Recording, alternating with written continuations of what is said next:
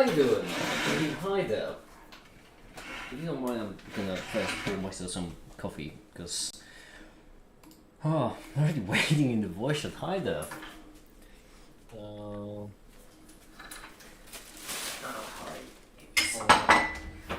I just got done a few moments ago with the revision. Yeah, I haven't read it yet, because I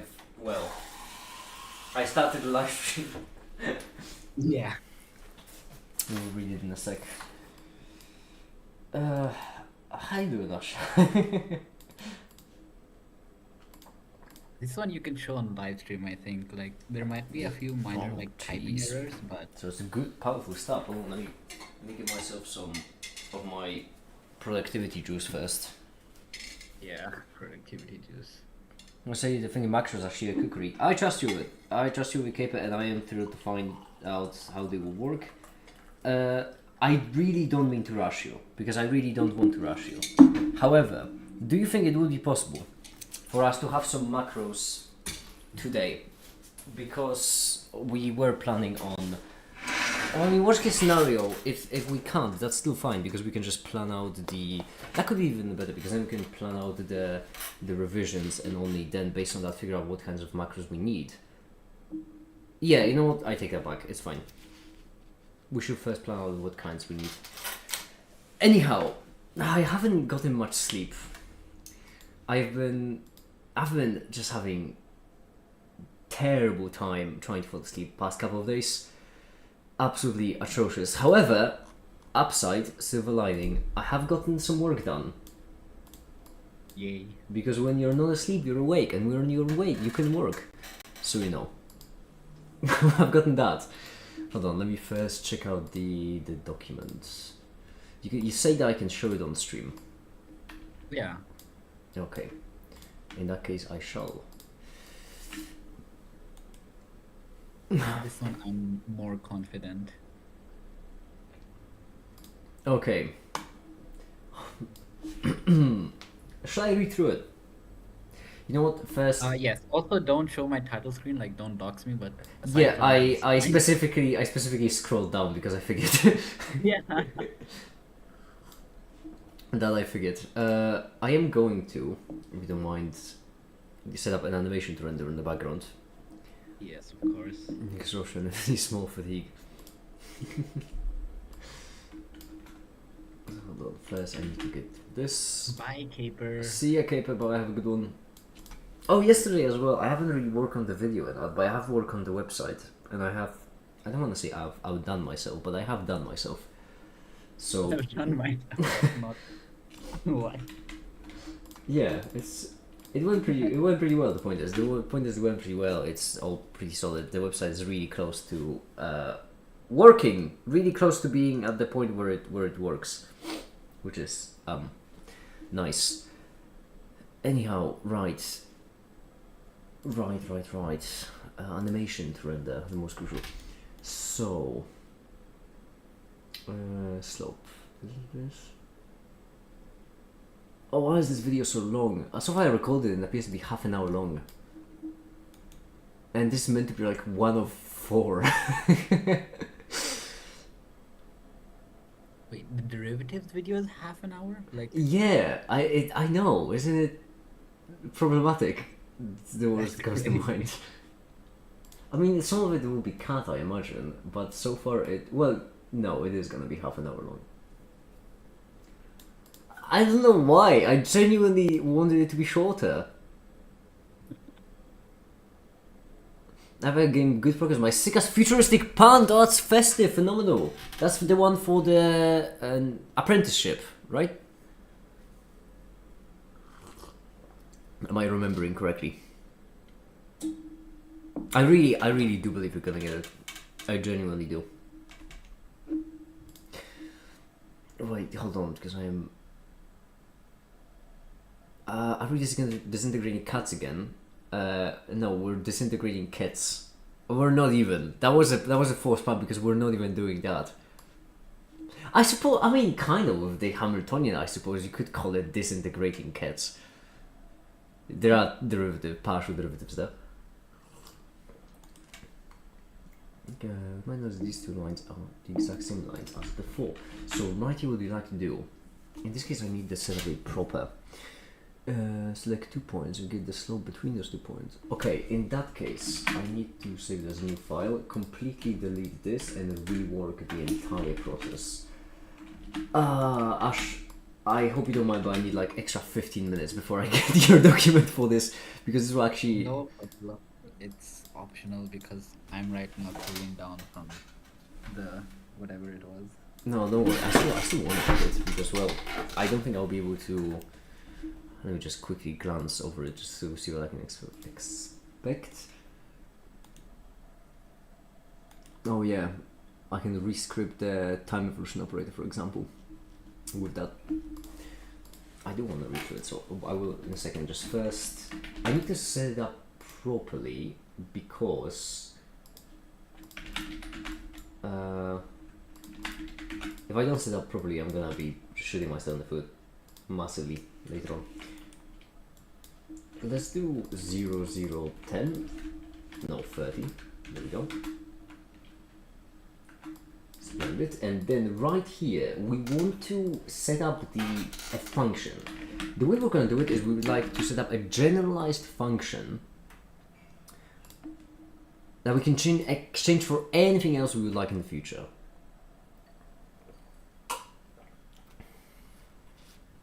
I'm going to use buttonholes, I can do these by hand. I don't know much about clothesmanship. Clothes. Do you mean sewing? Maybe. I don't know much about clothesmanship. I don't know what clothesmanship is called in the business either. That did remind me, I will probably need to, well, let's make it one thing at a time. Goodness gracious. Okay.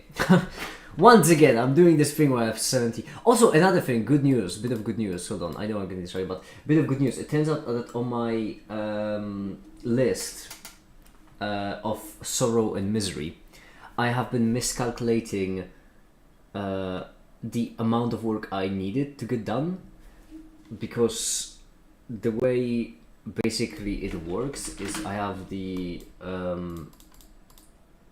for each like section for the foundation, I have a section with a certain amount of things I need to do, and all of these things have a certain amount of tasks, and these tasks are valued as certain things. So it should be the column number times row number times value, but I've been accidentally doing column times row times value squared, if I'm not mistaken, on accident. Which is why I thought I had like less than 1% of the work done. It turns out I have 10% of the work done, which is good. Yeah. Yeah, that means I'm still behind, don't get me wrong. It's just, it's not abysmal. It's bad, but not abysmal. As you can see, I'm 27% behind where I should be. Ah, festive. Right, no dilly-dallying, make it. Get to work. First things first, we're going to do a function.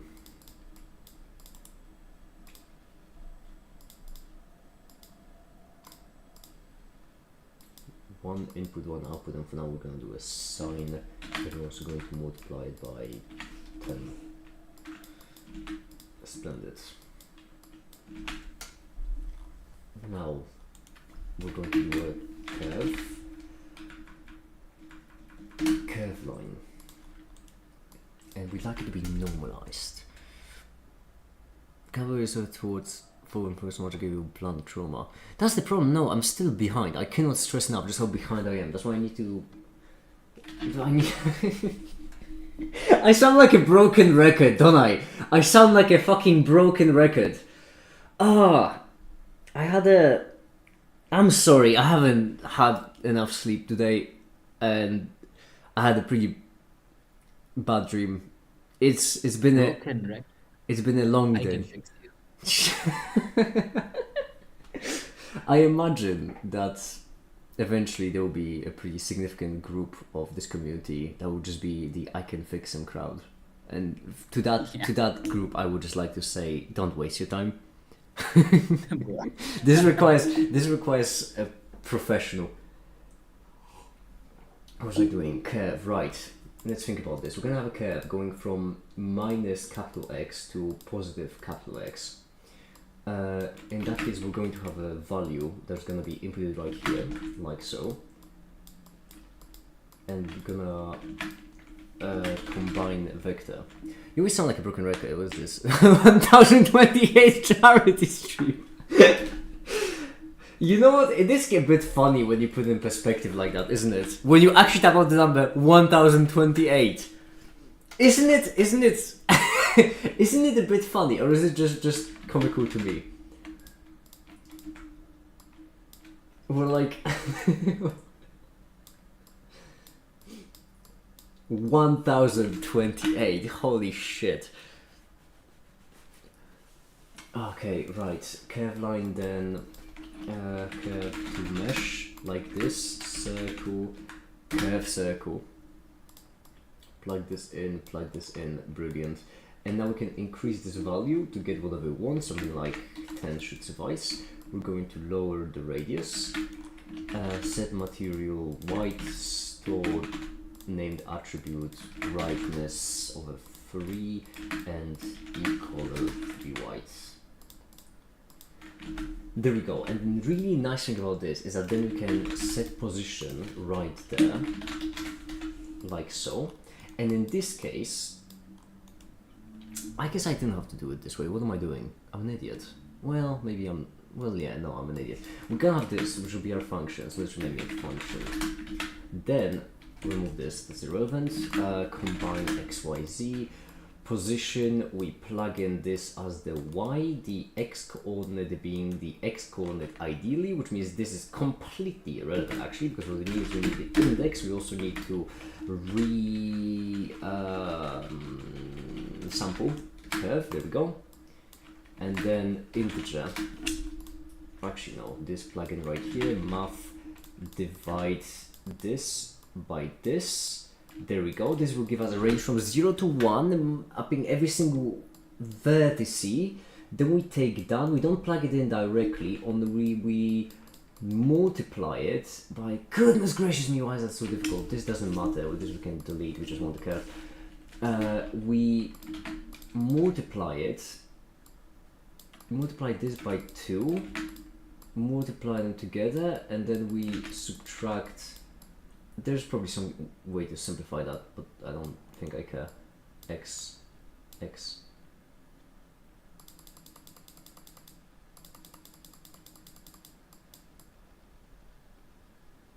There we go.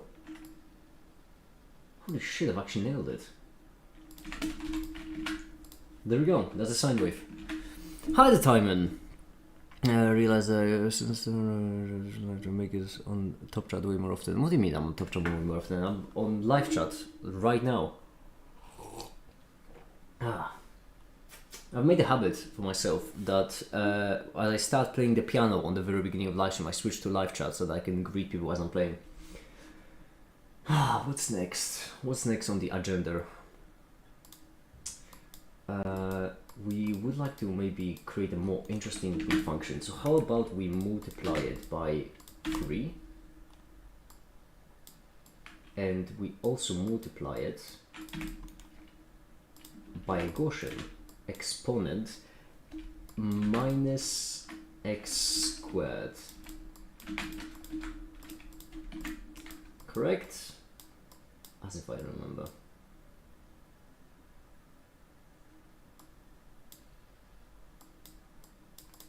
Would you look at that? Divides.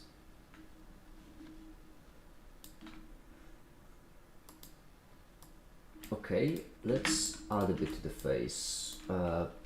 Actually, no, let's not add a pi. Let's add something more interesting like this. There we go. This looks pretty funky for a function, doesn't it?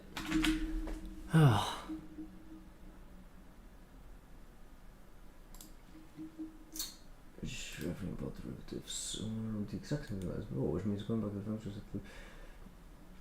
Yes, this should do it, because then this right here. Oh, there is a better way to do it actually. Make it Don't over-engineer. Fucking hell, you don't have the time for that. Alright, there we go. I have the rendering. I can get to your document. Shall I read it in a cinematic voice? Or I can narrate as a voice at the very least? Do as you like. Then I shall do as I like. Let me turn up my music in the background so I can take it. Or, you know what, no, actually I'm gonna play Can You Hear the Music from Oppenheimer. I thought there was a spelling mistake in the first section. Don't worry, it's fine. Spelling mistakes don't matter. Right, can you hear the music?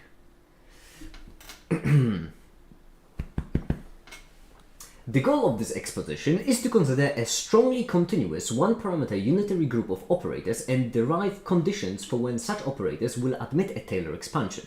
This result is directly related to the time and space evolution operators, since they are a class of operators that falls under the definition above. The structure of this paper will rely on a post hoc assumptions, since do not already We do not, yeah. already know the required. Don't worry about that. It's fine. Requires structures to imply analyticity and must derive them as we progress. We will begin by first deriving conditions for analytically for scalar valued functions as a warm-up. The following chapter of Banach spaces is geared more towards highlighting how and why a topological notion of convergence is required when moving up to infinite dimension, since of course our operators are defined to access such spaces. I feel like I should go through it slowly. Yeah, you're not gonna understand much if you just. I was gonna just do a cinematic reading and then go through step by step, but I think that might be a bit much. So let's do slowly. Ah. I was telling Bug me that Ash is a tad bit more quiet than Caper. Caper isn't here, is he? No. No. For a second I got scared. I thought it wasn't showing up on the voice chat as well. Okay. The following chapter on Banach spaces give more towards how and why topological notions of convergence require moving up to infinite dimensions. Of course, our operators are defined to action such spaces. That's not actually as bad as it sounds. It's not. Yeah. Mm-hmm. The fourth chapter on the operator value Taylor expansion is half dedicated to setting up the topology required on operators to carry out further analysis, which holds for general one-parameter family of operators. And then we restrict ourselves to the case we're interested in by the semi-group properties of the operator family to greatly simplify derivatives and find constraints regarding the domain of operators involved. Oh, you meant me. What? Oh yeah. Paper, I meant to make it. Is Ash slightly more quiet? It's really difficult to master the two together because Discord has a completely different audio than my microphone. Fourth chapter provides how the case for general one parameter family. Okay, this is all simple is the setup, right? The fifth chapter is assumption and computes the anti-self-adjointness as the generators as well as the quantitative upper bound and growth. The norm of under really lost me right here, halfway through that. Yeah, you'll if you read this, you'll get it. Okay, in essence, we believe it be fruitful for the reader if they first opt to skim the paper lightly to see the major difference in chapter, and then truly read the material, find out nuances in definition. We've done absolute best to highlight. Should I skim through it first and only then do a deep read? As you wish. Well, I mean, it's recommended by the author. I don't. Yeah. Right, I shall try them. Have a Bye, Theo. Bye, Theo. Bye. Have a good one. Have a good nap. Consider me jealous. For the Taylor expansions, skim read won't do me any good. Might as well just read through it in a second. Jeez, this is proper. Let's discuss now we have to smooth vector valued function.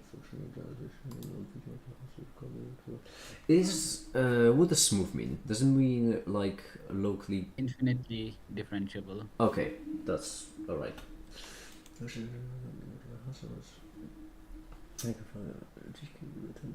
Right. So this G R to RP would be a setup for the time evolution operator. Am I seeing that right? No, we don't see the time evolution all the way until the fifth Okay, chapter. in that case, I am lost on G.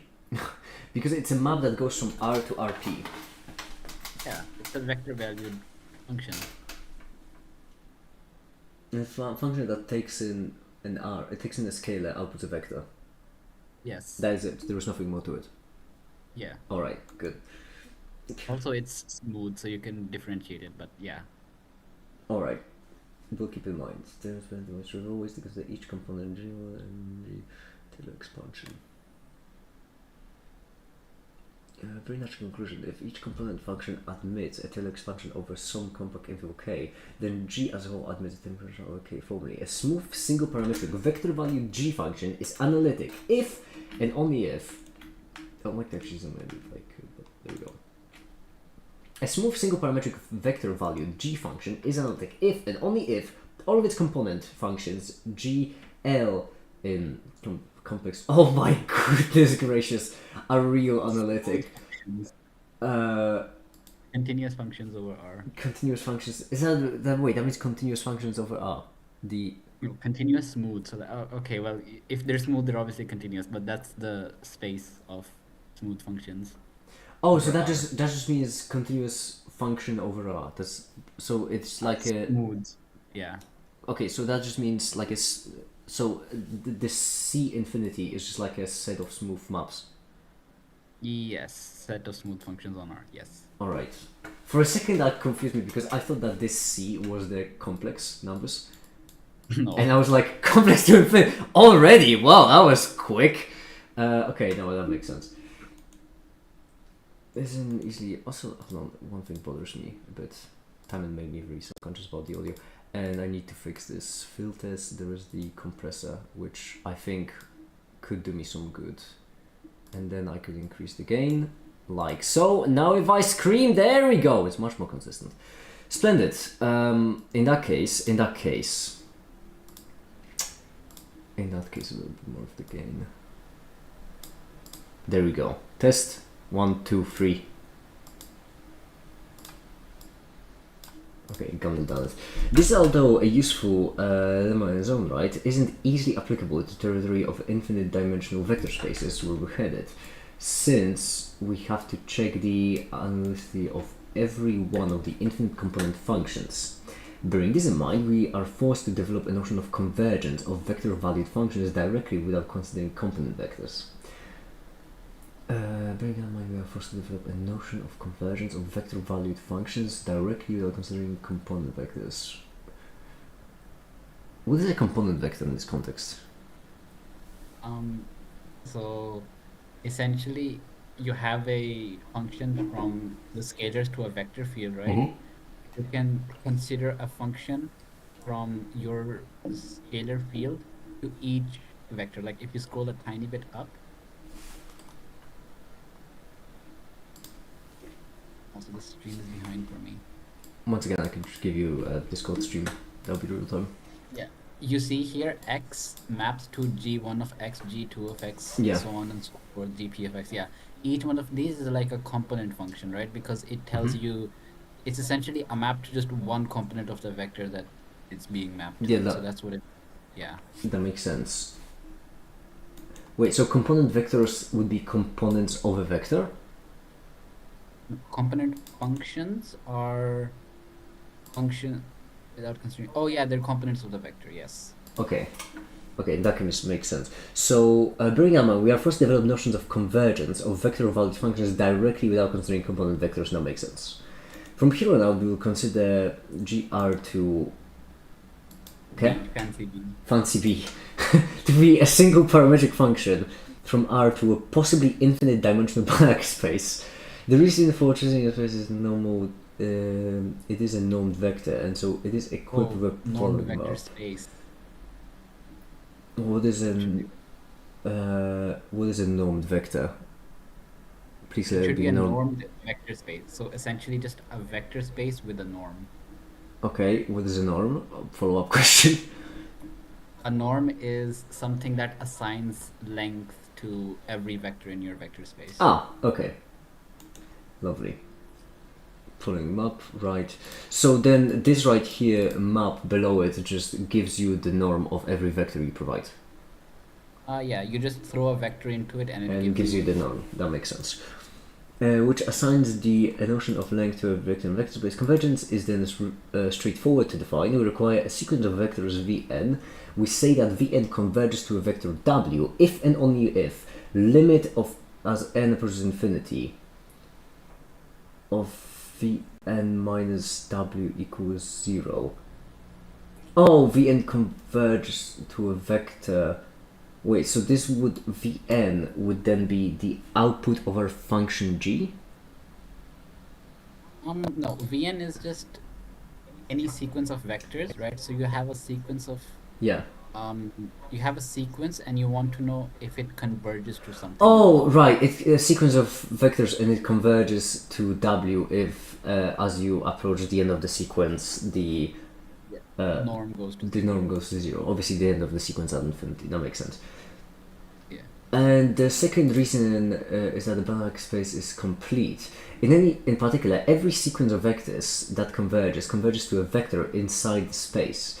So we do not have any pathological edge cases in the following analysis. Now let us write out Taylor expansion of G, not as components but as an entire function. Now as expression on both sides evaluate to a hi the region, by the way, hi. Now expression on both sides evaluate to a vector. Okay, consider that noted. You recall that in the case of scalar valued expansion, we required that the remainder term tend to 0 for larger and larger n.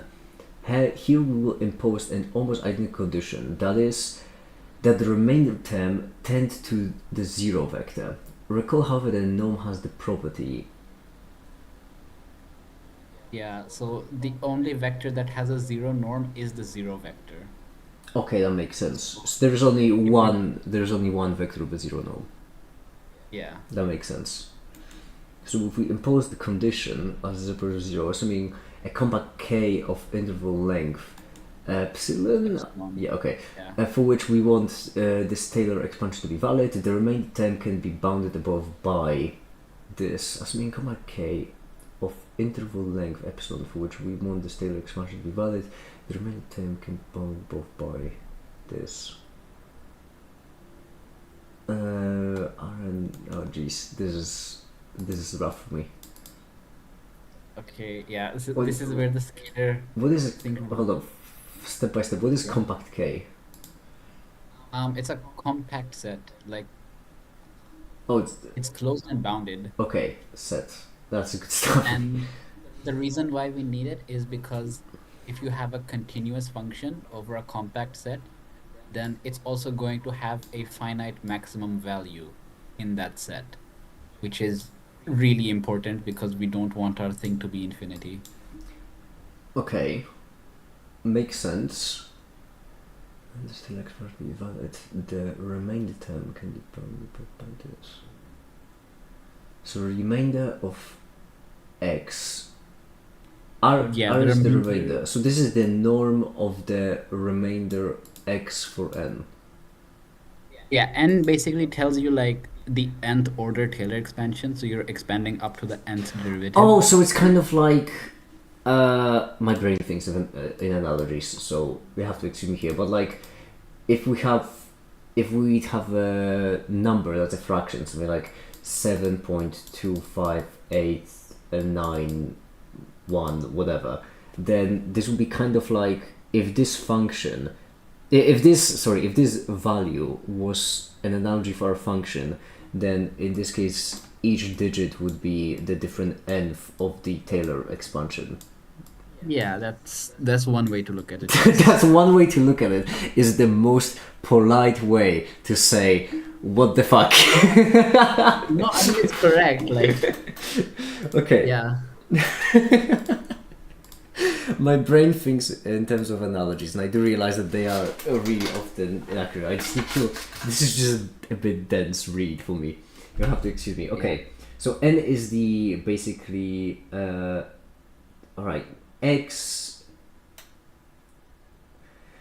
x is the x that we would input into the g, correct? Yeah, so essentially you're trying to expand a function g of x in terms of the remainder function. Sorry, in terms of the Taylor expansion.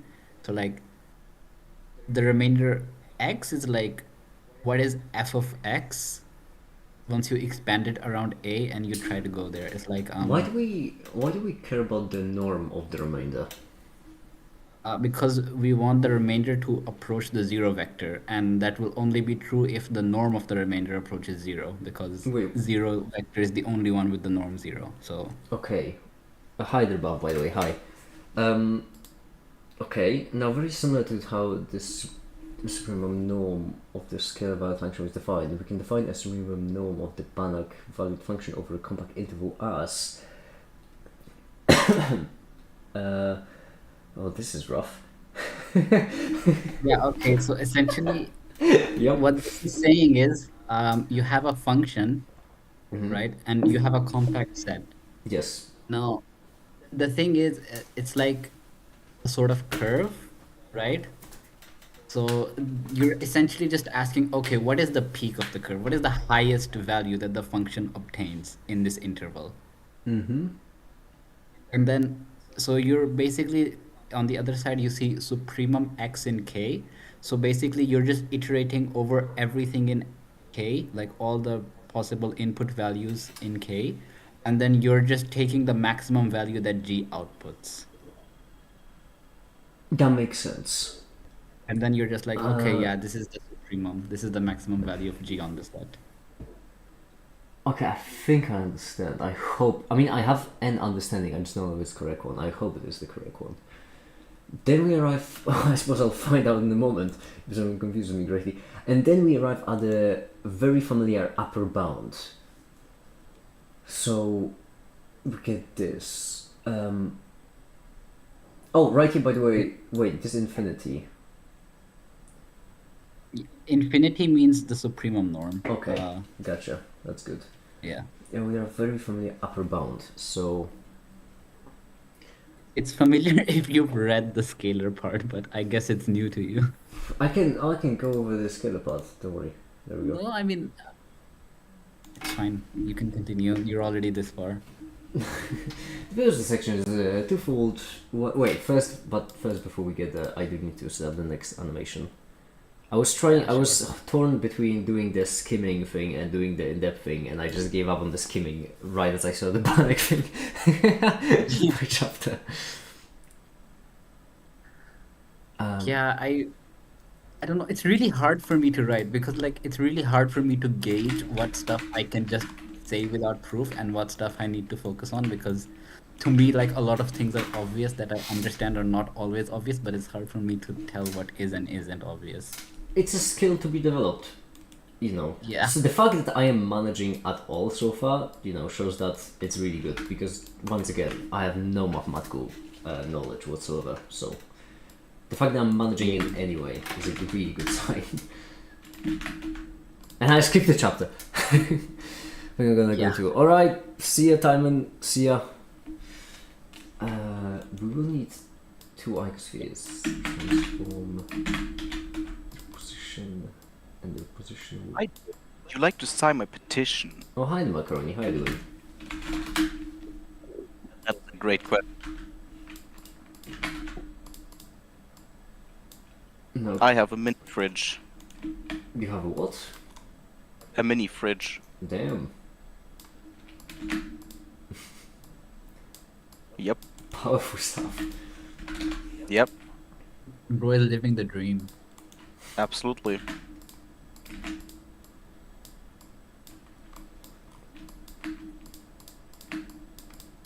And 24 liters of white monster. What? Plus some extra.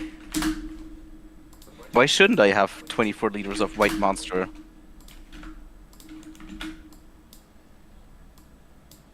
I mean, you can have it, just don't drink it all at once. Don't tell me what you do. Bruh. Oh my goodness, I actually nailed this. That's really good.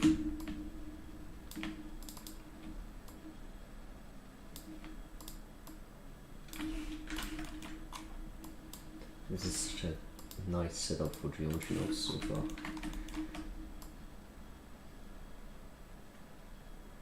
Also, we got 6 people watching.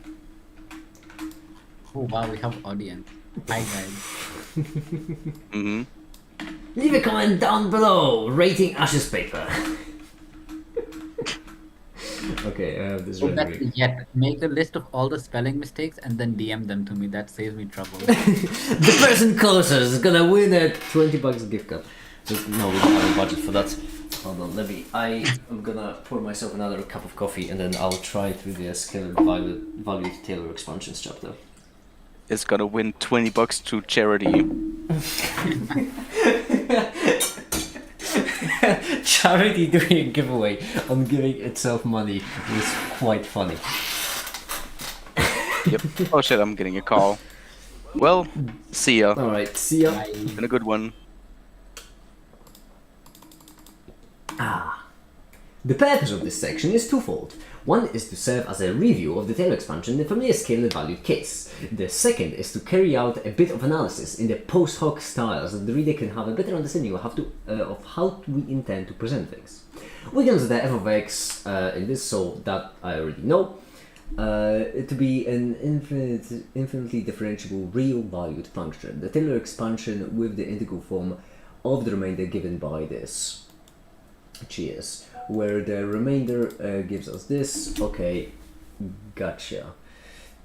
The remainder term of the expansion up to the nth order. Then, as we add more and more terms into the expansion, make it larger, we expect the remainder term to go to 0, as polynomials should approximate function better and better. To accomplish this, we have the remainder. Yeah, that makes sense. Yeah. The first observation that we're only considering total expansions of a Riemann set K. The interval length, I'm not gonna attempt to pronounce that, of K be epsilon. Then we have an upper bound on x minus t, namely x minus t smaller than epsilon, and so. Okay, that makes sense. We have the remainder is smaller than this. Since we assumed f was infinitely differentiable, all derivatives of f are continuous. Since K is a compact set, the extreme value theorem guarantees.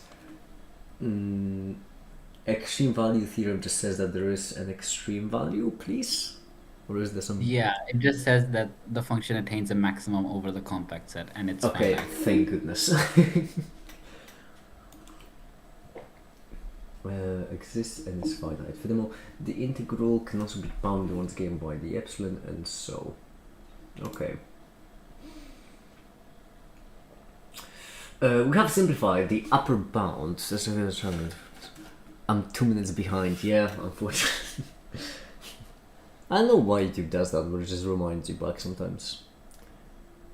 Make it argue. Hi there, A straight X dash. Are you Gen Z? I genuinely and honestly don't know. Superposition. We have simplified the upper bound as much as possible. Also, which one is Gen Z? Because there's like all these I'm pretty sure genders. Gen Z's after 2012, if I'm not mistaken. Yuck. Yuck. Yuck. I am insulted. That would make me at best 14. At best. Oh, that's crazy. Make it, are you Gen R? Now that's funny! Gen Z is before 2012. Okay, in that case that would make me at worst 14. No, it makes it quite hard to put yourself in group of age. Ah, yeah, that's Gen Alpha. Sorry, my bad. Is it? Oh, it's going to the Greek alphabet. Yeah. I didn't even know. Eventually we're gonna round up the Greek one as well. Gen Z is I think from 2003, 2012. So that would make me from 14 to 23. That's the range of Gen Z.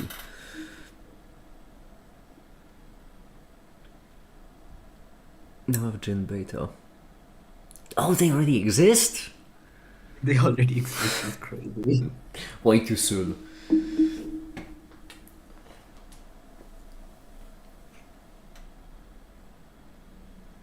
But I am factor a set of real numbers. I can confirm my age is in fact in a set of real numbers. Do you know about PewDiePie? Yeah, I mean it's kind of hard not to, I would say. Yeah. Wait, do the new generation not know about PewDiePie? That's crazy. They must. Yeah, well, I mean, not watch him. Because I personally, for example, have never been really a watcher of PewDiePie, but I feel like everyone's aware of who PewDiePie is. Yeah. That's just... It's, you know... Gen Z is 1997 to 2012. So that would make me from almost 30 to 14. Jeez, that's a range. Finally, we're getting somewhere. Right, of matters. Since K is a complex and extreme balancing guarantees, furthermore, the integral can also be bounded. We have simplified the f as much as possible and are left with a condition, namely that the derivatives of f must grow at most factorially with an exponential rate strictly less than 1 by epsilon. That the derivatives must grow at most factorially with an exponential rate. Yeah, if you read the next few lines, it'll make more sense. Where epsilon prime is greater than epsilon, since then this will give the remainder x is smaller than this, and then it's equal to this. Yeah, and then read the next line. And this will tend to 0. This implies that smoothness alone is not enough for the remainder term to vanish and the Taylor expansion to be valid. It is necessary that the growth of the derivative of the function must satisfy a quantitative growth condition, and is precisely the condition for a function to be real analytic over a compact set. Oh, that does make sense. So now for a smooth function, the smooth is real analytic admits Taylor expansion that converges to informative on the compact set K with interval length epsilon if there exists a constant C and epsilon prime is greater than epsilon, such that for all n this. Yeah. It's basically just saying that your derivatives can't grow too fast, otherwise. That makes sense. Yeah. Yeah. Hi, there, Holyfinger as well. Hi. I mean, logically it makes sense. I think. I hope it makes sense logically. If I'm understanding it right. Yeah, I mean, it should make sense. I don't know. Okay. Where were we then? We're after this, right? The familiar upper bound. Now I'm familiar with it, which is a quantitative bound on the growth rate of derivative G. Oh yeah, where epsilon prime is greater than epsilon. One may ask, after arriving at this conclusion, that what exactly is the difference here? And in case of scalar varied expansions, since they look exactly identical, the difference lies in the definition of how the norm no infinity Yes. was defined. Oh, so that's the highest norm, basically, for a given set. Yes. Alright. Was defined. In the first case, it was the absolute value of the output of f. In the Banach valued case here, it was the norm of the output of g. Apart from that and the fact that they are maps into different spaces, the techniques used were identical. Whether or not there's an elegant difference or a curse of mathematics is up to the reader's interpretation. Splendid.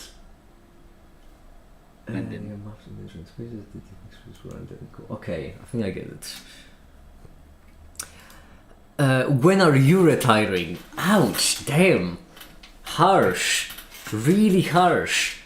Bro just got started. I already wanted to retire. I literally started the charity this week, okay? Actually, yeah, I literally started the charity this week. At least give me some time.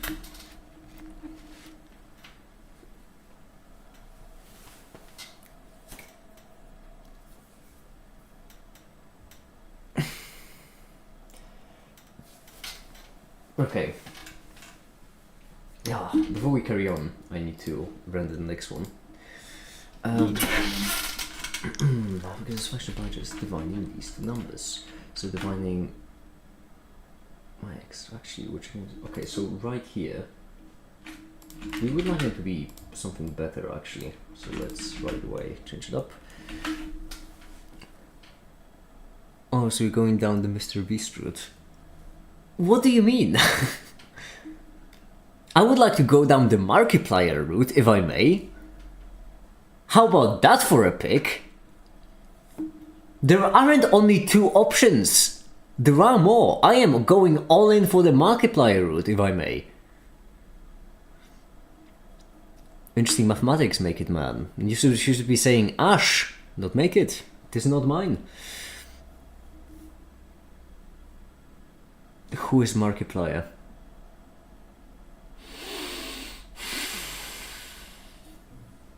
I will not succumb to rage bait.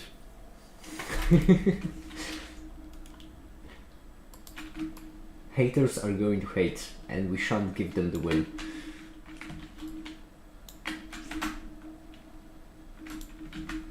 Okay. Alternate Taylor series. Please don't send me back. You haven't finished like this. Curve line. But this time, these curve lines will be different. They will be, in fact, like this, except like this, and then like this, and then like this. And then, you write here, because I imagine we might as well go with the same width, why not?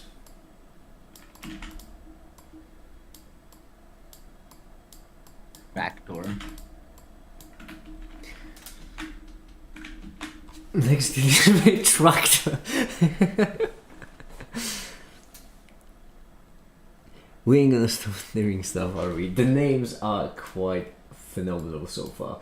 My personal favorite is still Badger, who badges the badgies with badges. That is still my favorite.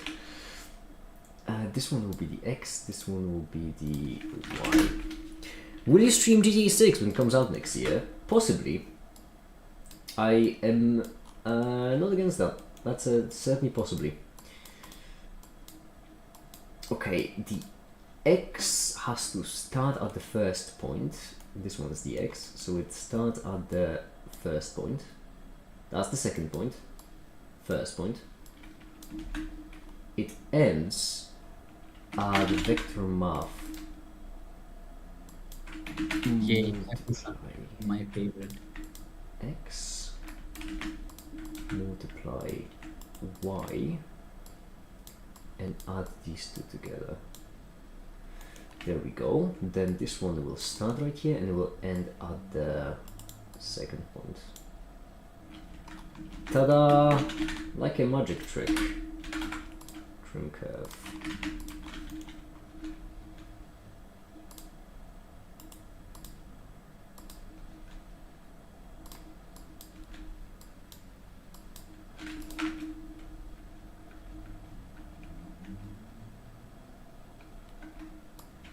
There we go.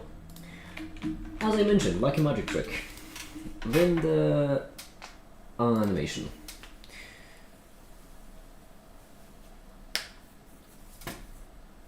Already redacted, by the way. Hold on, let me see them. It feels so good because right now I'm working on the video, checking out the progress on the website, and reading the document, and they're all for the same thing. It feels phenomenal.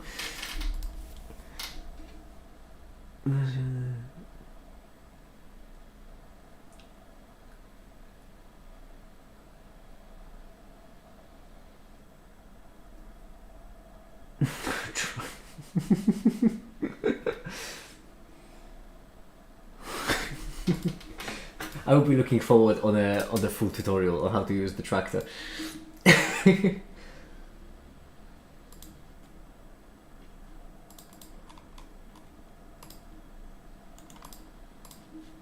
Okay, this one is rendering, which means we can keep going to the operate valued Taylor expansion.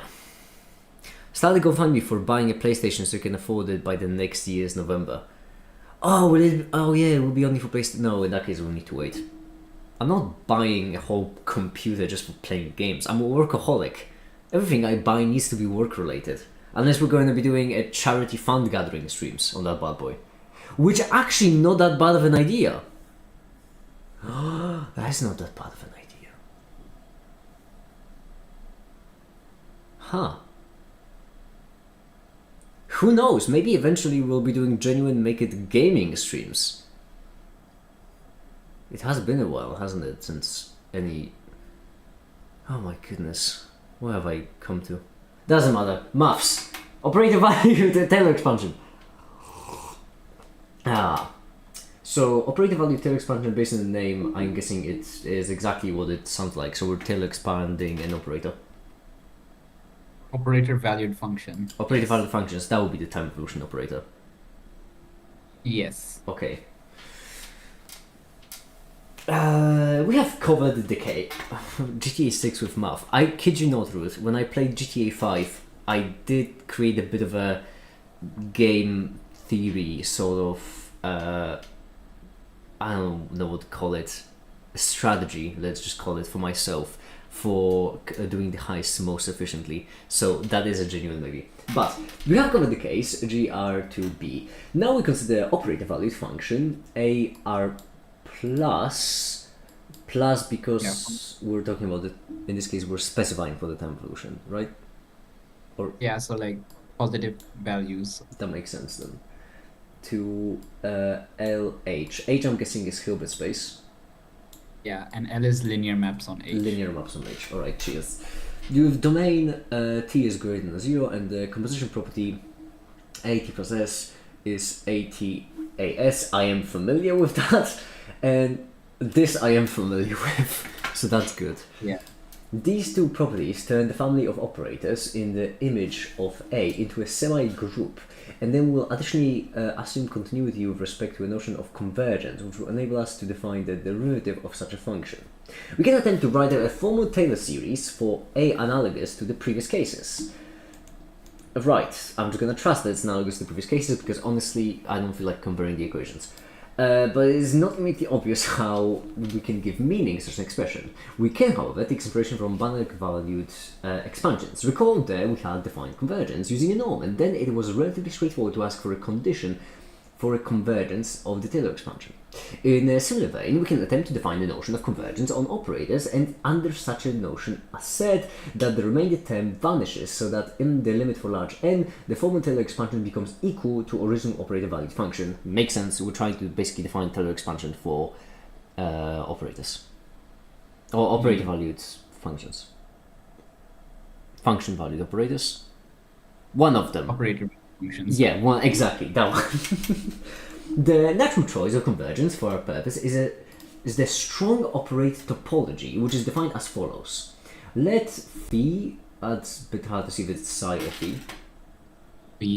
Let phi be an arbitrary vector in Hilbert space. Let A of an be a sequence of operators, then an converges to A in the semi-norm induced by phi if and only if limit as n approaches infinity an of phi minus a of phi 0. This feels, I mean, this is obviously how we have been doing, but doing it with operators feels really wacky.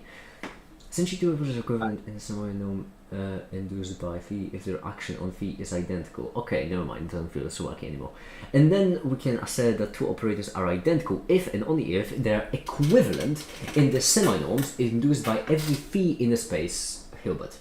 With this, we can fix an arbitrary vector phi for our operators to act on, and the Taylor expansion now reads, ta-da!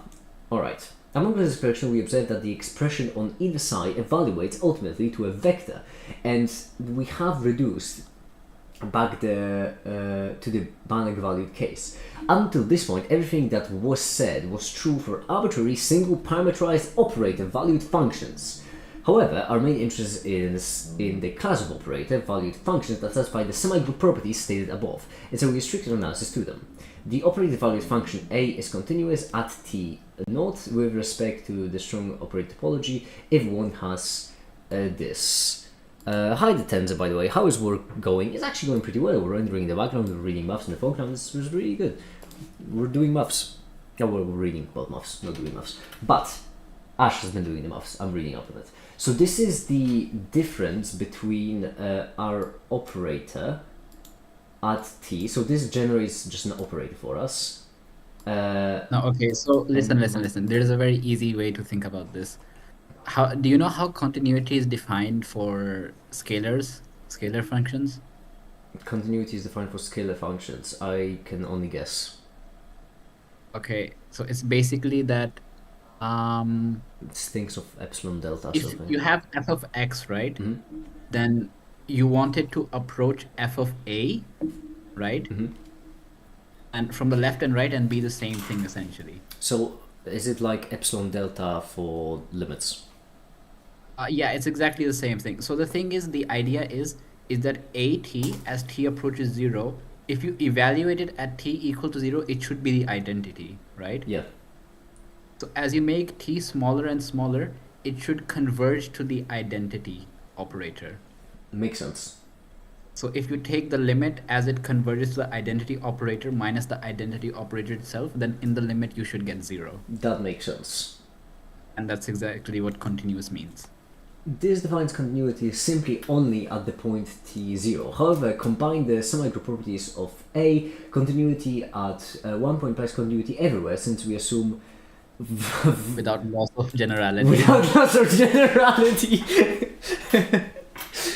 You know, there are some memes of like, hold on, because this is actually.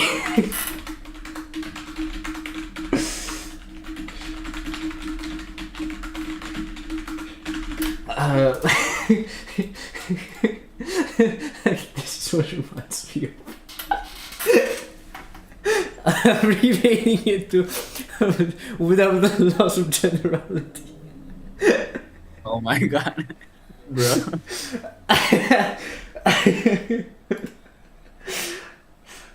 Oh, Bro. I don't know why it made me laugh so much, but it is genuinely so funny.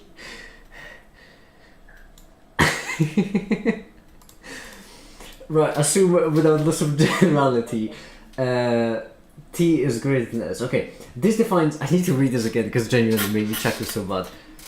The Capri Sun image is also not helping my general condition. But this defines continuity simply only at the point t equals 0. However, combine the semigroup properties of A continuity at one point implies continuity everywhere, since without loss of generality, t greater than s. So does it mean that for t greater than s, this also holds? No. Assume without loss of generality that t is greater than s, then read the next part. T is greater than s, right? And then we have this right there, and then we do t prime plus s. Okay, hold let me guide you. on. T is no. I can get through it. Just Yeah. give me a sec. This because this all really does look manageable. I just need to go through it. Because this goes t to s. In this case, we go do t naught to 0. We do t naught to 0 plus s, and then minus a of s, right? Then we get them out. That makes sense. I need to actually draw myself a line because I can't do it without drawing myself a line. There we go.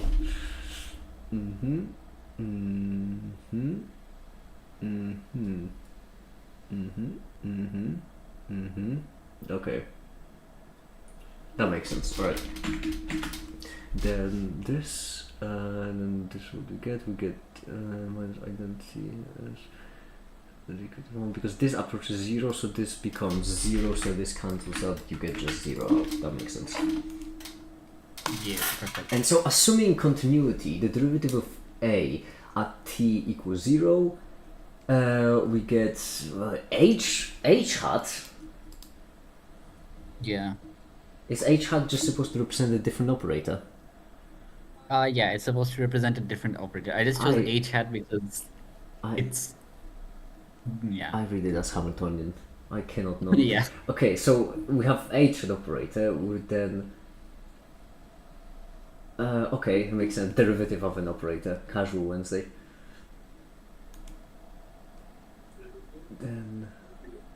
and this is well defined. However, and this is well defined. Whenever limit exists, and whether or not it exists depends only on the fixed vector phi on the Also consideration. on the Oh, it depends also on the. Oh no, let me read that. And this is well defined. Whenever limit exists, and whether or not it exists depends also on the fixed vector phi under consideration. It is also easy to see that differentiability at one point implies differentiability whenever since, everywhere since. Okay, right. Once again we do the same nifty trick, but this time we end up with T0 to 0. Yeah.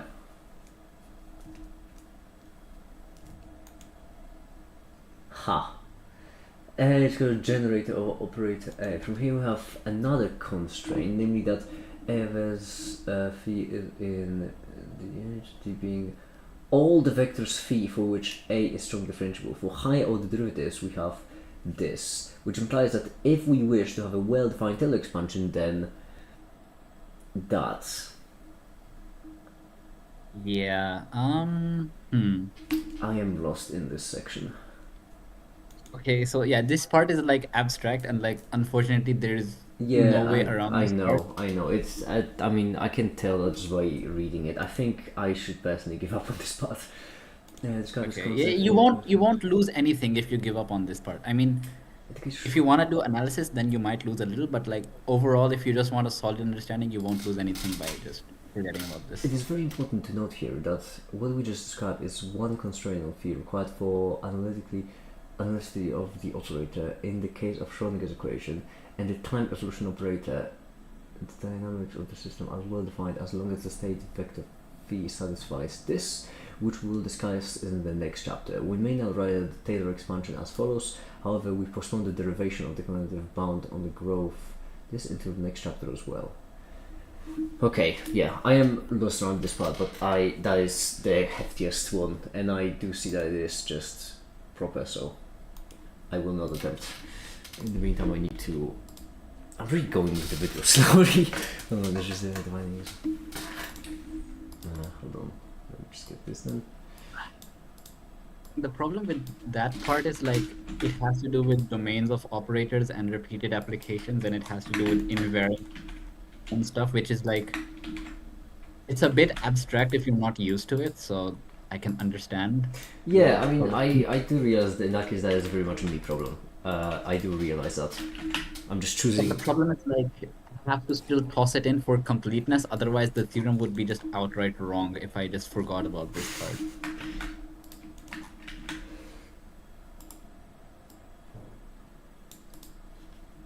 Would anyone happen to remember what font LaTeX is using? Because I always forget. I have no idea. Yeah, I don't either, but I do have it saved right here. You're using serious server. Can I just copy this? That would be just so goddamn convenient. Internal clipboard is empty. Well then, fill yourself. Do I need to copy the entire goddamn thing? Because I'll copy the entire goddamn thing if that's what you need. That is very much not what I copied! Mate! If you don't behave, we're gonna be having a different conversation here soon. Now we go in, we steal this entire goddamn thing, we delete it because it's no longer necessary. We go in, we paste the entire goddamn thing, then we remove this, and then this right here should be what we need. So let me just plug it in, and then let's try to do X. It does look like an X, although it doesn't look like the LaTeX X exactly. It looks like a capital LaTeX X, but you know what? Sometimes you need to take a win when you have one. This is gonna be tricky. This in X. Are you planning the video for January 9th? You're close, Tenza. Add an S at the end of the video and then you'll be golden. Among other things, by the way, I think you will all enjoy January 9th. I genuinely, honestly believe so. it will be fun, to say the least. If we do vector math, if we add them both together and then divide by 2, or no, divide by -2. I always get that part wrong. Divide by -2. Then if we plug this in, okay, take it back, divide by 2. Yep. And then add in a little bit lower, then this right here should always center the X. Look at that! I'm a professional is what I am! And then we repeat the process, except this time we do it for a Y, and then we do it with... you take this one, like so, and we plug it in right here. And then instead of adding a bit to that side, we add a bit to this side. And there we go. We have the X and Y, except we're going to change it up a bit. Can I give a capital delta symbol? Can I just add it into the text? Because, not gonna lie, that would help me out tremendously if I could. Yes! That's great. Because I'm gonna need this to be a delta Y. Alright, so let's render a single image just to keep them in, and then define Y by X. And in this case, the way we're going to note it down is we're going to move the camera a bit lower. We're going to have the slope appear between those two. Having the slope appear will actually be a fair bit annoying because we'll need to do a little tiny bit of very basic linear algebra. So that will be ever so slightly annoying. But we'll manage because we're going to do 60 here. We're also going to reduce the samples because 256 is just a waste of time. And then we're going to move the camera down like so. Is Kepa still here? No. Yeah, he's not in the VC. I don't know if he's still in chat. Because if Kepa joined the VC, I was wondering if we could actually voice chat, because that would have been quite convenient. -2.5, there we go, and then at the bottom we can do the equation. So we can do how am I gonna order them? I imagine we'll need a whole bunch of variables because we'll need P0, P1 is equal to their own thing. In this case, I do imagine doing them as vectors could be a bit better. Then we will need delta X, delta Y is equal to their own thing. Capital X, capital Y for now, just because like this. Is the other things charity related? Yes, everything is actually charity related, but more specifically, it is related to quantum mechanics, because that's what 9th of January will be about. 9th of January will be a charity thing, it will be basically the first thing that the charity will do, and it will be about quantum mechanics, because the charity is about science communication. And I hope it will all work out great, because I'll be honest, I'm excited for it. I think it's going to be tremendous. And then we can do this, delta X by delta, I always get this wrong, it's delta Y by delta X, which is equal to, and then right here, S.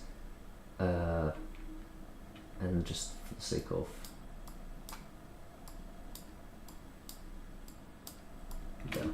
evaluated. Brilliant, then I think. Because now we can have this move down. We can have the slope up here as well.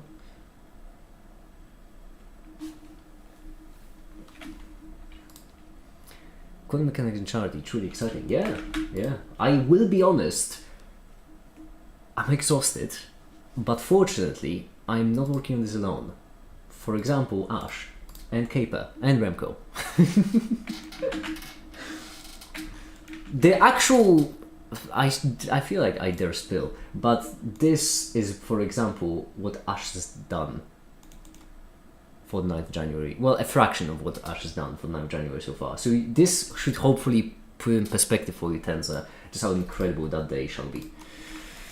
Okay, linear algebra just a bit, because what we need is to have some kind of point right here, which will be P, or actually will be S0, and a point right here, which will be S1, which will line on a line that goes in between P0 and P1. So let's really quickly write it out. We have a line like this. What we're trying to get coordinates of S0, S1, and this is a line that is defined by laying on P0 and P1. So P0, P1 is what we have, S0, S1 is what we'd like to have, and for the sake of convenience, let's say that we define this to be our delta Sx, like so. Delta Sx. How would we do it in a way and a manner that is the easiest, simplest, least annoying? Well, we could find a midpoint in between them. We could do everything in reference to the midpoint. The midpoint would be P0 plus P1 divided by 2. If I'm not mistaken. It always gets tricky slightly with vectors, but this should give us hopefully the midpoint. Then what we can do is we can get the direction of the line. I feel like it would be easier if we deal with H, where this is the H. In that case, only one of these conditions might be true. Like, no wait, actually both of them should be true. What am I talking about? Yeah, because they're both the same triangle.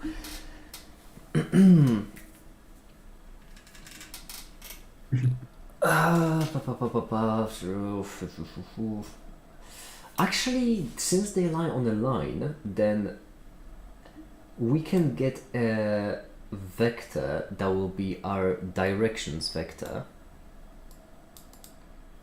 That's implied. But the directions vector we can get by getting P1 minus midpoint is equal to the directions vector, and then yes, and then it would be M plus the directions vector plus the, that's idiotic because I can just use P1 then I guess.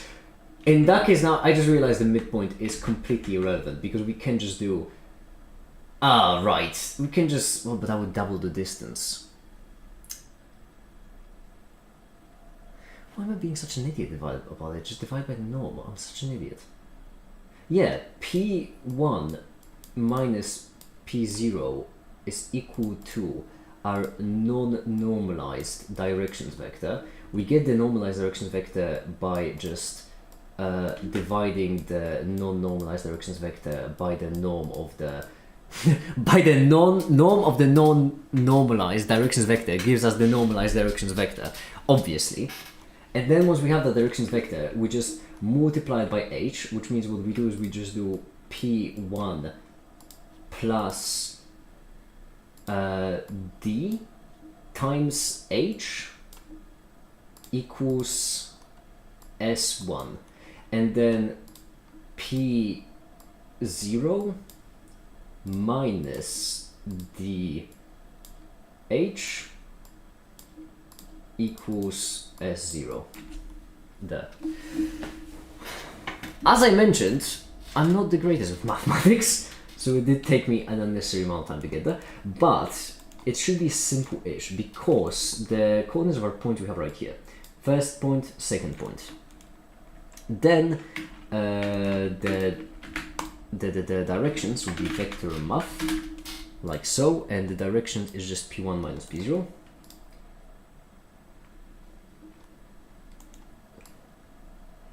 This one is P1, I hope.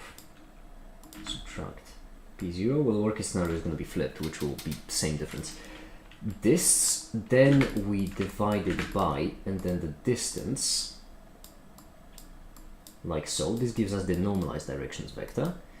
Then what we do is we do P1 So this is our thing. Then we multiply it by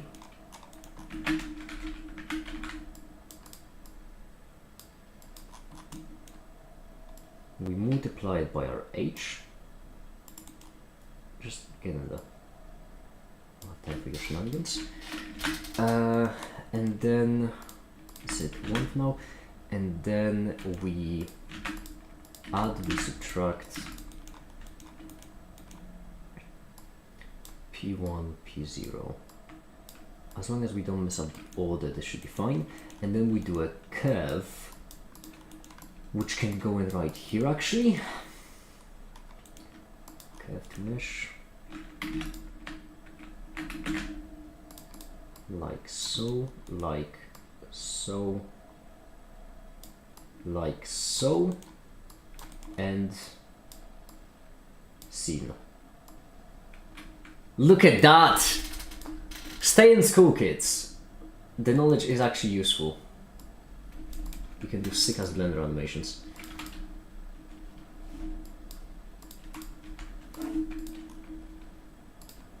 Oh yeah, 0 doesn't minimize that. We need to go to the value that, yeah, that makes sense.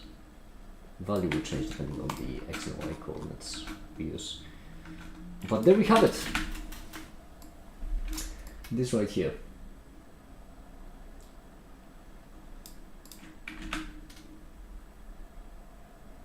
Splendid. Now we can just render this animation. There we go. I hope that goes well with the next yes, that's awesome. Good luck with the grind and see you then. Bye. Bye, Tenza. Bye. Have a good one.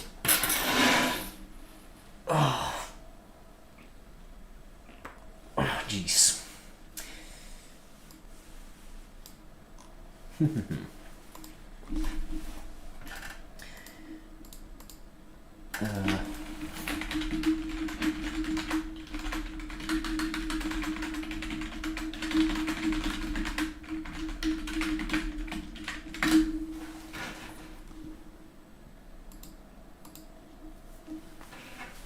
Caper.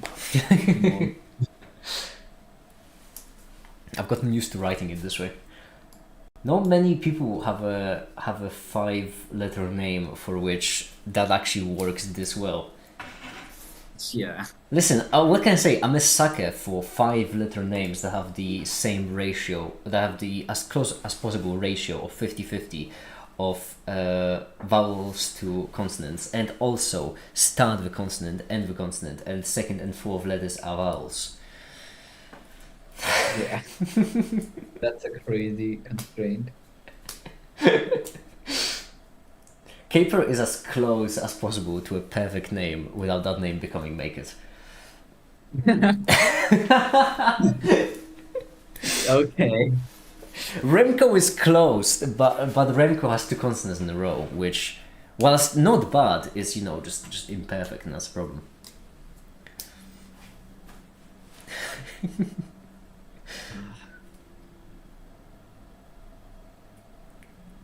Waza. Yeah, Quasar is also not bad, but choosing to get an extra vowel in there, that's a tad bit greedy, and you know.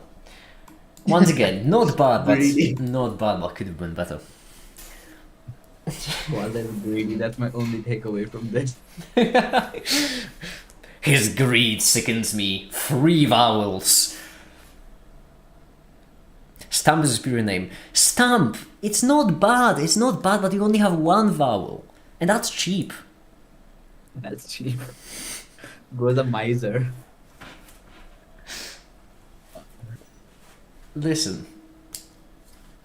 It's not bad. It is 5 letters. It starts and ends with a consonant. It's not bad.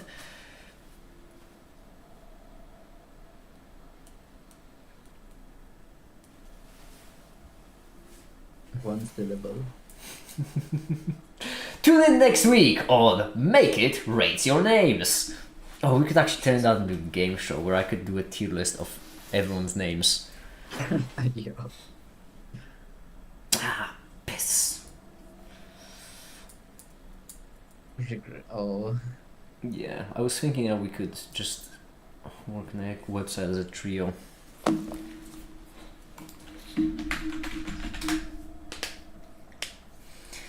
I'd love to see that. We might eventually. Eventually we might. I just have a little bit of work that I need to get done before 9th of January, and then we can get back to doing silly stuff. After the January, I would like a brief break for like at least a week where I get to just piss about doing silly make it things. I better be S tier. I would give you. You know what? Yeah, I would give you S tier. As for Stump, I would give you S tier, but above S tier there would have to be a separate one as perfection, and that would be exclusively me and Caper. Unfortunately, no one else reaches that level. At least I haven't seen anyone who reaches that level. Remco would be A tier. Stump, you or maybe Remco. No, Remco would also be S tier. Remco would be S tier, Ustam would be S tier, Quasar would unfortunately be A tier. That is the unfortunate truth. Ash, I'm so sorry to say, but I think you would be B tier. Bruh. Not even 5 letters. It does not matter if you slice it short or slice it long, it's neither 5 letters. Yeah, my full name is like 6 letters though. So like... Yeah, exactly. You can either shorten it. The shortened one I would give a high B tier. The longer one I would give a low B tier, simply because going for 6 is just... Too greedy. Exactly. Theo I would give a high B, but yeah, no, Theo I would give high B. Who else is there? There's Emmy, there's Katsy. Emmy, oh, and Katsy I would give A. Katsy is an easy A as well. Emmy, really sorry to say, but high B tier at best. At best, high B tier. Let me see what other. There's Turfta, which is Tefta, sorry, that's unfortunately going down to D tier. No offense, but like, not 5 letters. That's fair strike. At least it starts with consonant, which is good. By the way, fun fact, when it comes to Tefta as a pronunciation, that is apparently a pronunciation I made up. Because I just... Unless we're counting MDE equals 0,1, in which case, I will give it a B. I will give it a B. Because it is equivalent. If you remove the equal sign, MDE 0,1, or MDE equals 1, that would be... Timing is C. No. Timing is also S. Timing is S. 5 letters, starts with constant, ends with constant, 2 vowels, solid work. Positron is C, unfortunately. What else have we got? Unless you pronounce it Timon, in which case you drop from an S to an A. Because that is just incorrect. I'd switch them honestly. Yeah, Stump, but you're not the authority here on this. I am the expert when it comes to naming things. Oh my god.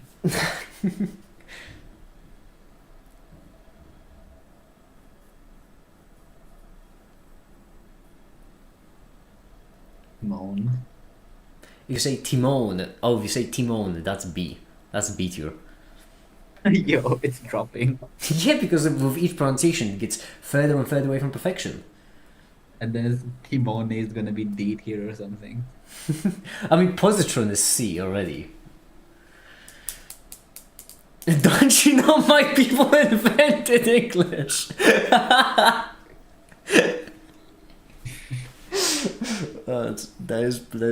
That is good. I like that. Danny Ocean, by the way, is brilliant. I would just like to say. First and last 5 letters. Mwah. Mwah. Unfortunately, it doesn't end on a consonant, right? Then the vowel, not as bad as starting on the vowel, and the second letter isn't funky vowel, which isn't bad. Also, you have some double N action, which is funky. I would give Danny Ocean a solid. I think for the fact that there are 2 with both with 5s, I would think S tier is deserved.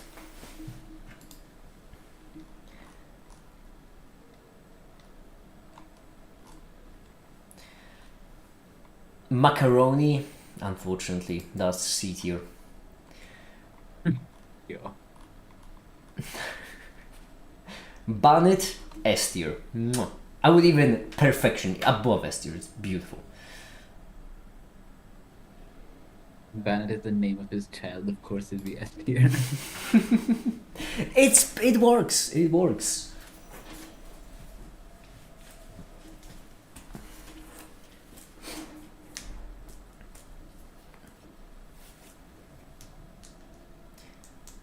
I think the accent really affects the rating. Well, yeah, obviously it does. Like, Timon is S tier. Because it starts a constant, ends a constant. It's only not above S tier because I is a second letter. That's a waste. Tomin could have been more interesting. But Tomin is also then O is the second letter, which is also pretty bad. Timing, that would be something. Or no, timing is about as good as it gets, I suppose. Timon, bit problematic, but still S tier nonetheless. Timon, however, well, that's an A. Unfortunately, it drops. Tim, oh no, Tim would be C. Come on, mate. 3 letters? What are you supposed to? What do you want to do with 3 letters stump in this world, huh? In this economy? Adrian, unfortunately, Adrian, the best I can do is a B. 6 letters. The greed. The unfathomable greed. The unfatherable greed.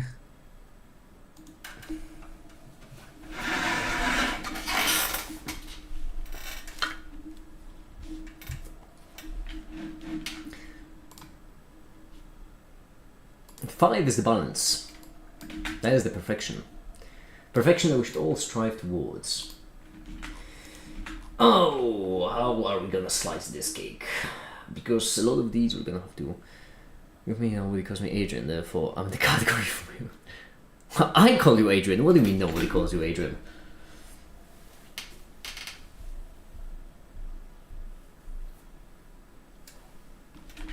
Okay, in this case, what we would like to do is. Oh, this is gonna mess up our notes so much. Fortunately, we can in fact get all of our values out of this, which means we can do it separately on the side, which is what we shall do.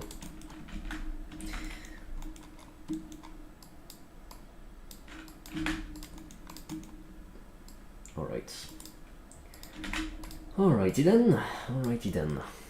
Besides that, one colleague god calls me Adrian. Omnipresent, omniscient beings don't count. I'm not omnipresent yet. We'll get there.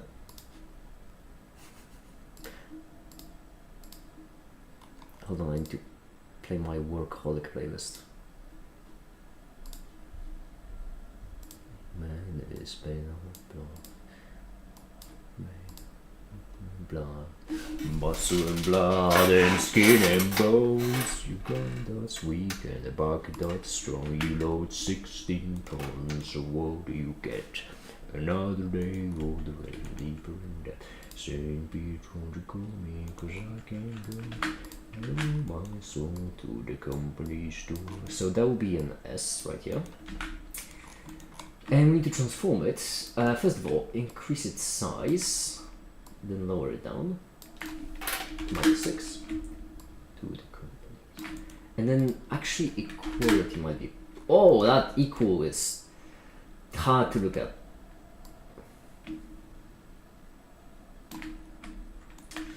That equal sign is hard to look at.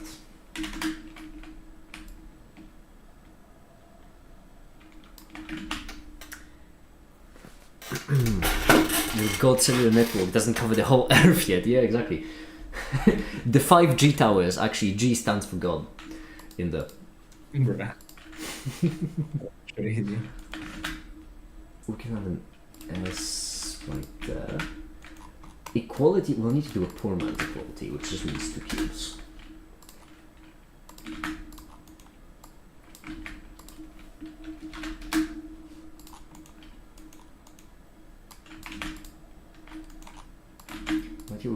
based on colors. So we're gonna have yellow, then we're gonna have white.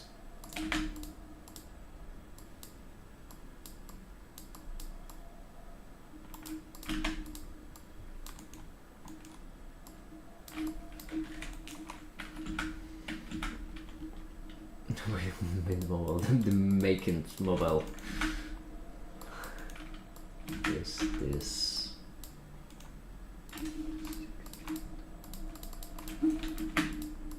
We'll have this, we'll have this. Okay, so this will be our equality, and this will be our application of equality. So we're gonna move it to -6. 2.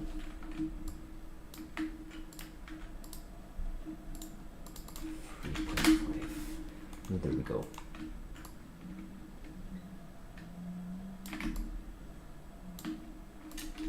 So 6 as well. There's our equality. Okay, let's see what it looks like. Not bad. It is a bit cramped, but it will have to be cramped, unfortunately. And then what we would like is we would like a fraction. So what could be?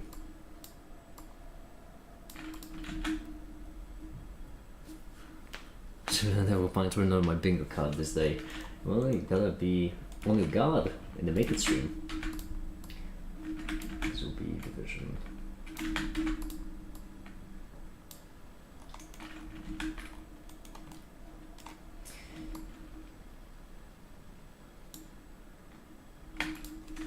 Let's do 5.3 actually to have it be a bit lighter. There we go. This will be a bit tricky because we should actually move it a bit higher up. 6.2, nope, 5.8 or 5.85. 5.85. There we go. And then what we would like is we would like first X and Y, and then we're gonna switch it up to be delta X and delta Y, which means we take this. This is getting a bit difficult to keep track of.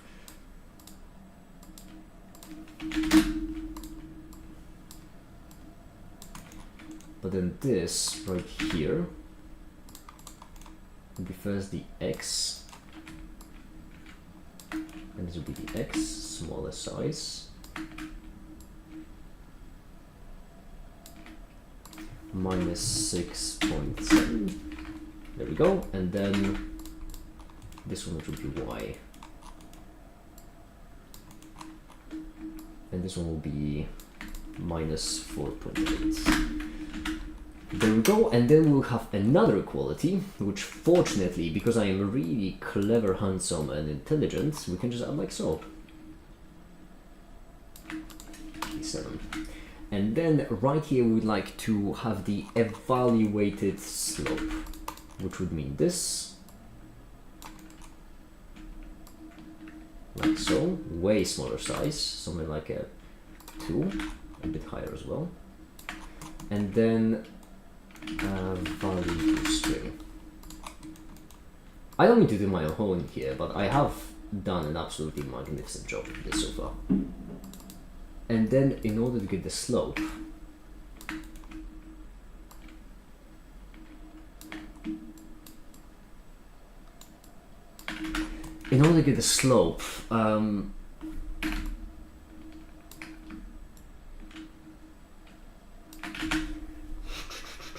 y divided by x. How do we get the y, how do we get the x out of this absolute mess? Well, so glad you asked. Right here, we have the start of the x line and end of the x line. And so if we take those two, if we... goodness gracious me. It would be much easier to just extract them all of this one by the way. Muff, subtract from the final x, the initial x. This is our value that we will divide by, and then the y's. So from our final y we divide the initial y. And this is the value that we are dividing. So this is our slope so far. It is a little bit over 1. If we increase this, you can see the slope decreases, it reaches negatives. Oh my goodness, I am amazing! I mean, look at it! Is it not incredible?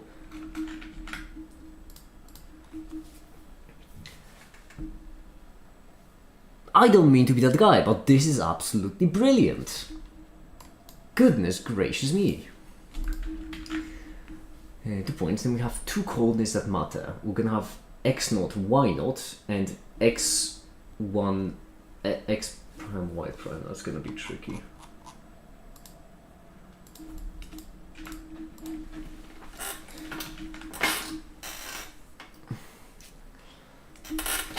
It's going to be actually really tricky, in fact, because my goodness gracious me. We need to grab the delta, and we need to give it to the x, give it to the y, delta x, delta y, and then we're gonna have the delta x, and then we're gonna have delta y, which will be, well, not really visible, but it will be implied.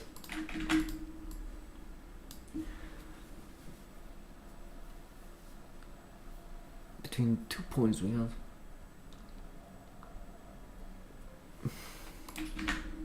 Yes, and then finally, I am really taking my sweet time setting this up, but once I have done setting it up, then I most likely will never use this again.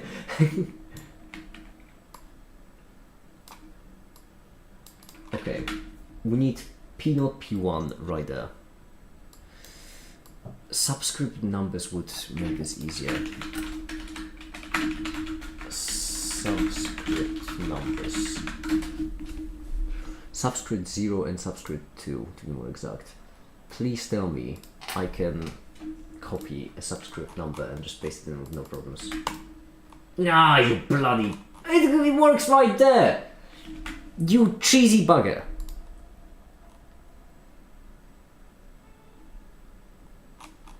This complicates things significantly. And when I say significantly, I mean significantly. It's fine.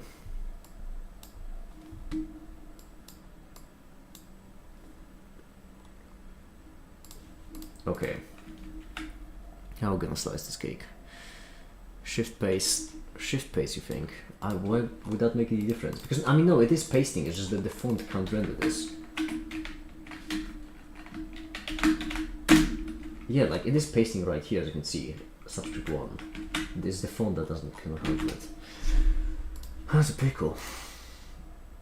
It is something I can fix, it's just that you will need to basically... It's gonna be a bit more annoying. Okay, in that case, we're gonna do P0 and P1 right there. That's gonna be inside the whites. So, this, and then we're gonna do P, and then we're going to this is 0, 0, 0, 0, join.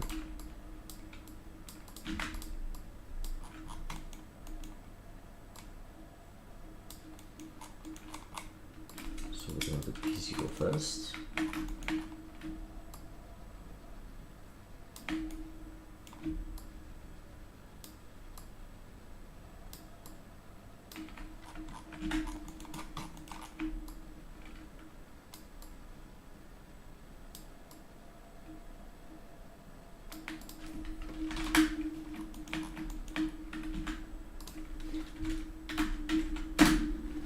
There we go, and then we copy it.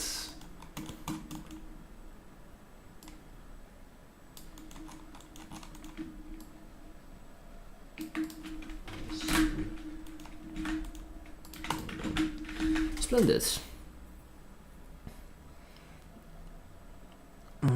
So it's state attached the make small enough to transfer to which ones I want to blend the speak at least. Yeah, I just am creating like 2 different texts.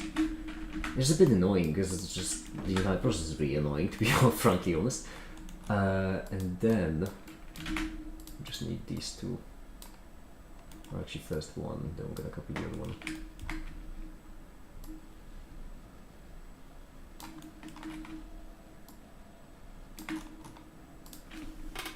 -5? No, -4.5. No, -4.6. It has to be slightly opposite.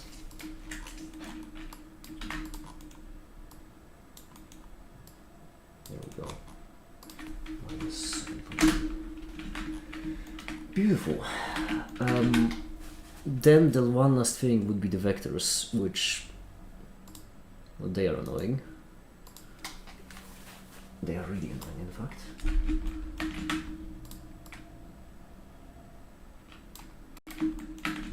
Ideally, we'd also like to note down these points right here, which we can, in fact, do pretty easily. I should probably learn that it becomes somewhat of a motor for me.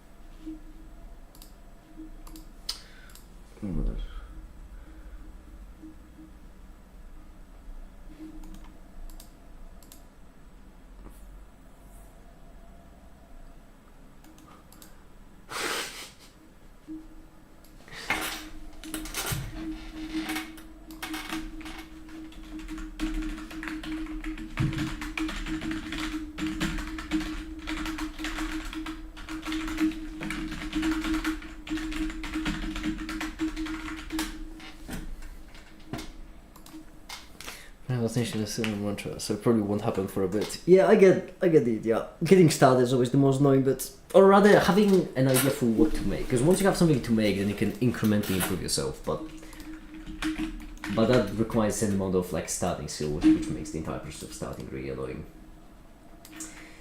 In this case, what we would need is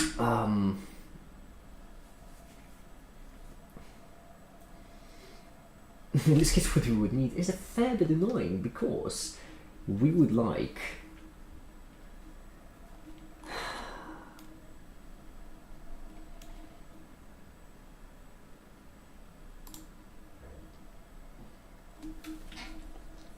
so really annoying. I know how I have to do it. It's just it's gonna be pain. Basically, right here we have a setup, which we should probably group into a node. And that is this setup.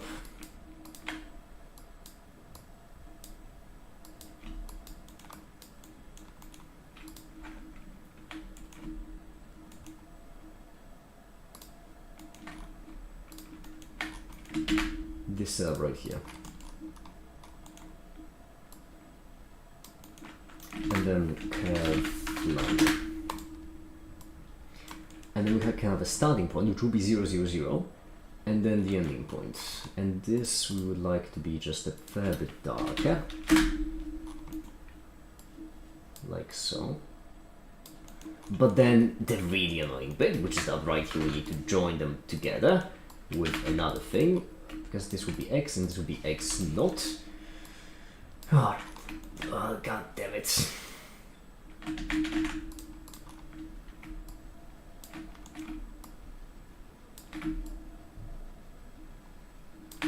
There we go. And then for the curve, because so far the curve is going up, which is not what we want.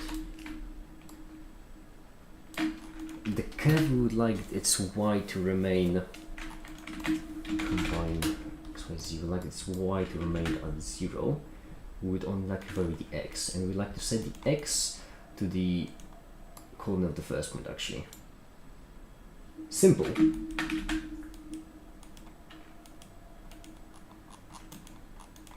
This is such a mess!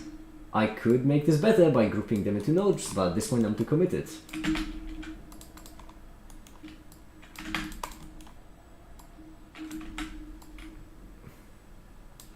And in this case we do the same thing, but we do one thread. And this will be our y. And we're gonna change the way we translate them as well, because they're gonna be for the height. But for the curve, oh jeez, this.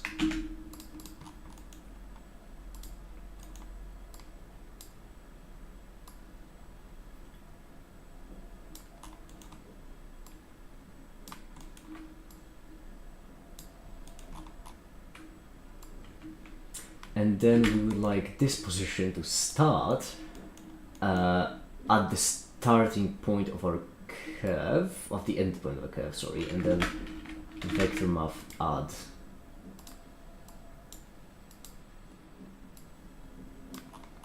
And then we would like to add to it the y coordinates of our first point, because that's what we're doing. There we go, that's the first one. Once again.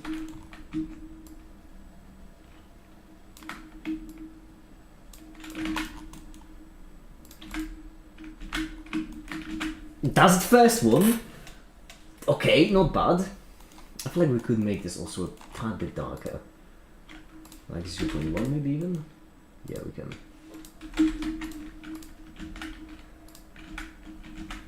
Good. And then we just copy the entire goddamn thing. Except we plug them in right here. Once again, there are easy way to do it, yes. There are so many easier and better ways to do this, but I'm at this point committed to the mess of a tree I've created for myself. I just like it for aesthetic reasons. Look at it, it's such a pain. Okay, and then this one will be a 1, this one will also be a 1, but the difference here, the crucial difference, is that instead of dealing with the first x, we're dealing with the second x. Which means that right here, we're dealing with the second x, like so. Why is this infinitely thin? Oh, because we haven't plugged in the curve, right, that makes sense.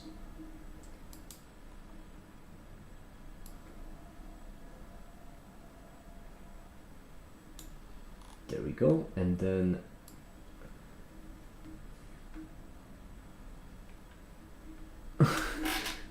certain people will look you dead in the eye and say, my code is readable. Meanwhile, their code will look like this. This looks like what I'm looking for. Is it? It is. Brilliant. Okay, so this is the start, then right here we're adding, but we're obviously adding it to the function value.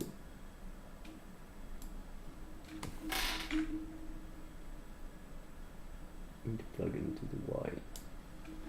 There we go. Now that obviously overlaps, unfortunately. We can fix that by increasing the z ever so slightly. This is a bit difficult to read, but look at this absolutely atrocious mess that I've created, and it's not even over. There's so much more to add. Ah, jeez. Right. We have P0, we have P1, and then we would like them to be vectors, and I'm not actually gonna bother with the proper vector setup because that's too much for me. So instead we're just gonna do it like this. I could make this even worse readability wise because I could just combine these with the other inputs for color, but I'm not going to. There we go, and then we need 4, in fact. We do need 4. And these will be probably the... Oh, we cannot combine them, right? Because one of them will have to go into this, the other one will have to go into this.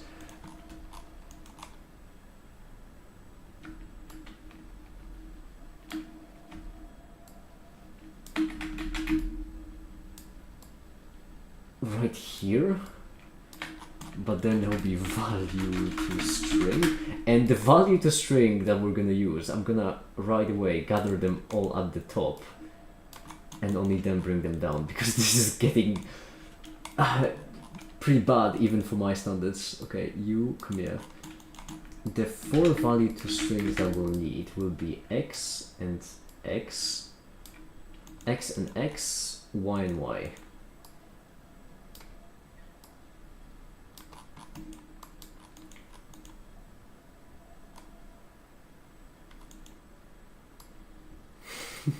This is pretty bad. Okay, X and Y.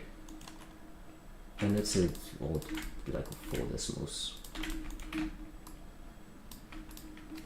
0.7 or 0.9 maybe, slightly bigger, yeah, that's good.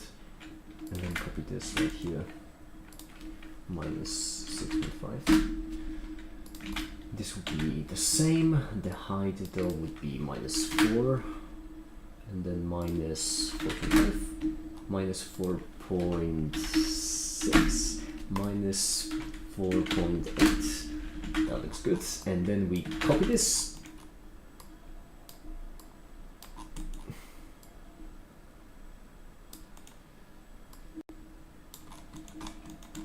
And we subtract from it the 2.5 minus 2.5. Oh my goodness, we've done it! Oh jeez, this was rough. Whoa. Yay, good job. Oh. The nice thing is that right now we have this set up, and it is set up for any arbitrary function we like, and we can vary the h as well. Well, even though the h isn't even noted down there. Ah, this isn't difficult. It's just so goddamn annoying. Calculate these lines. So one last thing I would like to add would be the deltas. But I mean, you can see the deltas. Fine, I'll add them. It might make this unreadable though. Right here I have a little bit of space though, I know what to fill it with. If I don't add the deltas in there. Let me check the script. Yeah, actually we need to calculate slides. In order to make it investable, let me drop all the lines so you can see. I've read them. It's quite easy to see this line right here. This is the line minus this line. And this line is negative, so this line minus this line will be a sum. So let me just vary them. Let's animate something, why not?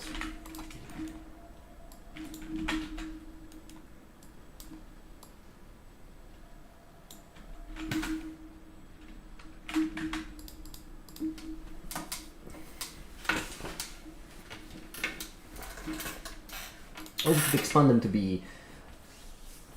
Oh yeah, I could add the deltas maybe in the corner as a bit smaller. And then I could expand these to be x naught, f of x naught. That would be pretty good, hopefully.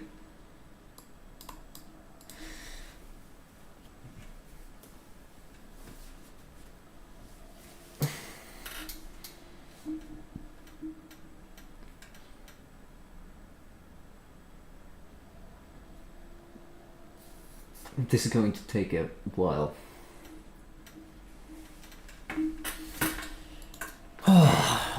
Okay.